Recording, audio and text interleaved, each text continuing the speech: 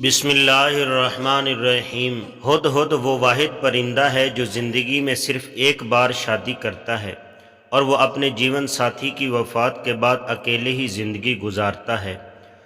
یہ اپنی مادہ کو کھانے کی کوئی چیز پیش کرتا ہے، اگر وہ اسے کھا لے تو اس کا مطلب ہے کہ وہ شادی کے لیے راضی ہے۔ پھر نر اس مادہ کو اپنے گھونسلے کی طرف لے کر جاتا ہے، اگر اس کو پسند آ جائے تو دونوں رشتہ ازواج میں منسلک ہو جاتے ہیں۔ مادہ ہمیشہ ہر موسم میں عموماً 6 سے 8 انڈے دیتی ہے اور بچے پیدا ہونے کے بعد باری باری خوراک کا بندوبست کر لیتے ہیں۔ عجیب بات یہ ہے کہ دونوں میں سے کسی کو خوراک کی چیز مل جائے تو وہ اسے اکیلے نہیں کھاتے، بلکہ دونوں اکٹھے ہونے کے بعد ہی اسے کھاتے ہیں۔ ہدہد ناک کے ذریعے سونگھنے کا اتنا تیز ہوتا ہے کہ وہ زمین کے اوپر سے ہی پانی کو محسوس کر لیتا ہے۔ اسی وجہ سے حضرت سلیمان علیہ السلام اس سے زیر زمین پانی ڈھونڈنے کا کام لیتے تھے۔